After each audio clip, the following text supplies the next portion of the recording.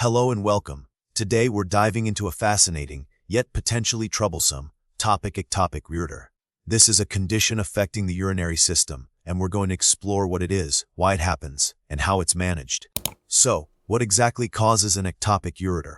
Essentially, it boils down to a developmental issue during gestation. The ureter, the tube that carries urine from the kidney to the bladder, doesn't connect where it's supposed to. Instead of emptying into the bladder at the correct spot, it ends up somewhere else. This can be in the urethra, the vagina in females, or even the vas deferens in males.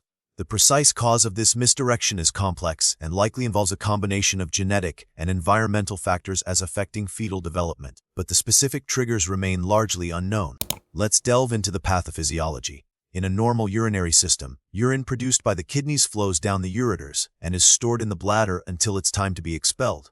When a ureter is ectopic, it can lead to several problems. First, because the connection isn't properly sealed by the bladder's sphincter, it can cause urinary incontinence or involuntary leaking. Second, the abnormal location can also increase the risk of urinary tract infections, as bacteria can more easily ascend the urinary tract.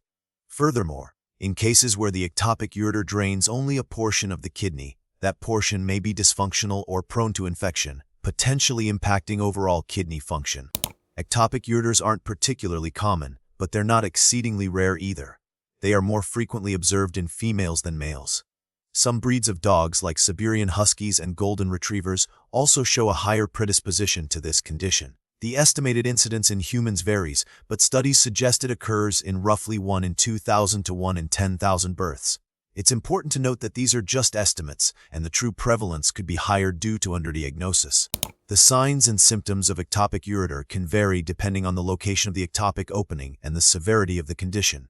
In females, the most common symptom is persistent urinary incontinence, often described as a continuous dripping or leaking of urine, even when the bladder is empty. In males, incontinence is less common because the ureter usually drains into the urethra above the external sphincter. However, males may still experience urinary tract infections or other related complications. Other potential symptoms include abdominal pain, flank pain, and recurrent UTIs. It's crucial to consult a medical professional if you suspect an ectopic ureter based on these symptoms. Diagnosis of ectopic ureter usually involves a combination of imaging techniques and clinical evaluation. A physical exam and review of symptoms is the starting point. Then, several diagnostic tools can be used.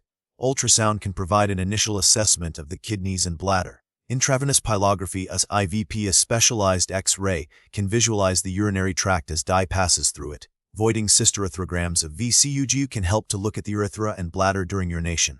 Cystoscopy, a procedure where a thin tube with a camera is inserted into the urethra, can directly visualize the bladder and ureteral openings. More advanced imaging, such as CT scans or MRIs, may also be used for a more detailed evaluation. Ectopic ureters can be classified based on several factors. One key distinction is whether the ectopic ureter drains into the bladder and abnormal locations, intravesical ectopic ureter, or drains completely outside the bladder, extravesical ectopic ureter. Another classification involves whether the ectopic ureter drains a single kidney or if it drains one portion of a duplicated kidney, also known as a duplex kidney. The location of the ectopic opening, as urethra, vagina, vas deferens, etc., is another important classifying factor. These classifications help determine the specific course of treatment. The treatment for ectopic ureter typically involves surgical intervention. The primary goal is to redirect the ureter to the proper location within the bladder or to remove the affected portion of the kidney, depending on the severity of the condition. Several surgical techniques can be used, including ureteral reimplantation, where the ureter is detached and reattached to the bladder at the correct location. In cases of a non-functioning portion of a duplex, the heminephrectomy, the removal of that portion may be necessary.